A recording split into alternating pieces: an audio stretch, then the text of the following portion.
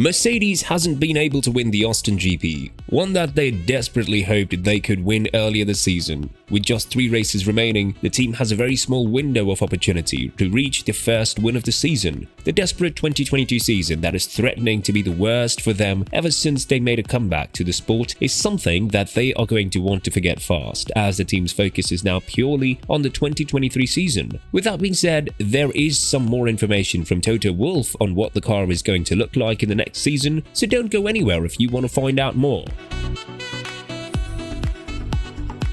The 2022 season has been truly desperate for Mercedes, and the fact that they have struggled so much with the chassis of the W13 is something they are going to want to address for the next season. As things stand now, Mercedes is P3 in the Constructors' Championship, which is a 2-place drop from the last season when they were able to clinch the 8th record-breaking Constructors' Championship. The Brackley-based team struggled a lot in the first couple of races, and it wasn't until Silverstone that they managed to calm their car and make it porpoise much less than what they've been used to. Still, in solving the porpoising problem, they've created a new one, and that is the bottoming out problem. The two are different in a way that when the car is bottoming out, the entire floor is hitting the ground, while in the porpoising, it's just the back end of the floor. Although the W13 was much more competitive as the season progressed, the highest place on the podium that Russell and Hamilton reached is P2. On multiple occasions, they've been able to share the podium, such as in Hungary and France. But with desperate races in Suzuka and in Singapore, the team has little to hope for when it comes to both the first win of the season and the P2 spot in the Constructors' Championship. This is why the team has switched its focus to the 2023 season much earlier than all the other competitors, as they've done it in the middle of the season when it became clear that the solution they found for the porpoising issue wasn't going to be enough. So what does Mercedes plan to implement for the 2023 season? Are we going to see a completely new sidepod design, something that the W13 was recognized for in 2022? The first leads we had that Mercedes was going in a new direction were given by George Russell.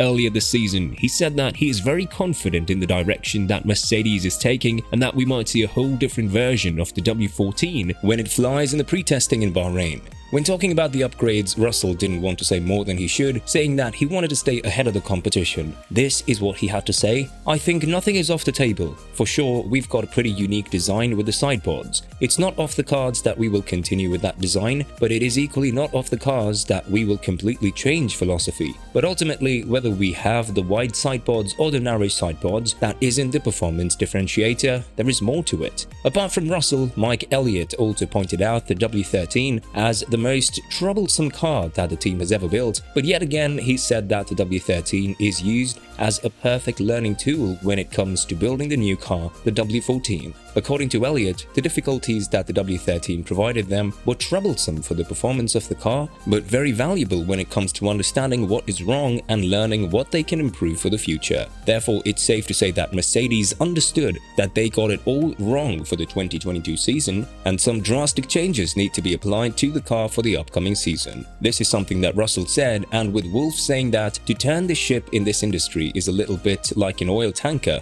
one couldn't help but wonder, is Mercedes going for a whole new concept of their car? It seems like they are, and with Wolff's latest statement, he just confirmed what we've been expecting after his initial statement. After the Austin GP, where Mercedes was at the receiving end of things due to the implementation of the new revised front wing, Wolff spoke about the 2023 version of the car, saying that we're going to see a whole different car on the grid. The DNA of the car is going to change for next year, that's clear. It doesn't necessarily mean that our bodywork is going to look very different, but certainly what is part of the DNA of the car, the architecture of the car, will change for next year. One of the main problems that the W13 had throughout the 2022 season is the straight line speed. This problem was emphasized yet again at the Austin GP, where Verstappen was able to breeze past Hamilton without difficulties with open DRS. This is something that worried Hamilton, who thought that they could fight Verstappen for the first win in the season for just a second. When asked whether the team has taken the right direction for their other goal, apart from building a competitive car in 2023, which is winning a race in the remainder of the 2022 season, Hamilton said, "I think under DRS, they are like 35 km per hour faster than us. If we're behind them, we're like 22 km per hour faster,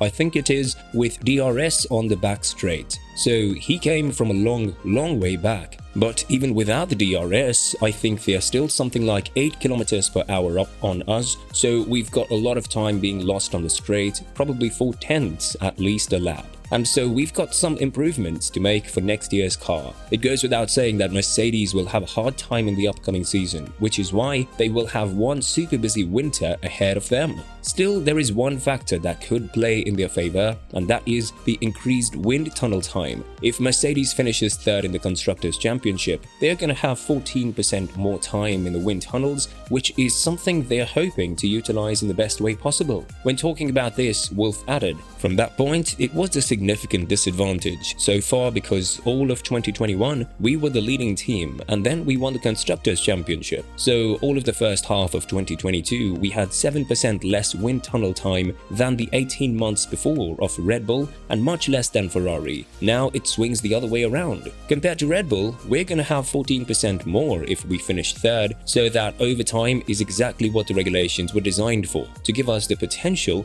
to eke the advantage out to claw it back." At this point, many have started to speculate on what the new DNA of Mercedes would include. For starters, there is speculation that Mercedes is going to drop the no-pod side-pod design, something that seemed revolutionary at the beginning of the season, but proved to bring zero to no advantage at all when it comes to pure performance. Still, the team is very careful when it comes to revealing details, and so far, all we know is that they are taking a completely new direction and the DNA of the car will be dramatically changed. This is something that was also emphasized by George Russell, who said that they have a competition they need to think about and they need to be careful about what kind of details they are bringing to the public eye. I don't want to go into too much detail because it's something that we've worked very hard on to understand and hopefully will give us an advantage into next year. So I don't want to say anything that will potentially benefit our rivals. But at the end of the day, every single car is different. I have to say, I've mentioned a couple of times this year that I feel like we've understood our car and we're on the right track.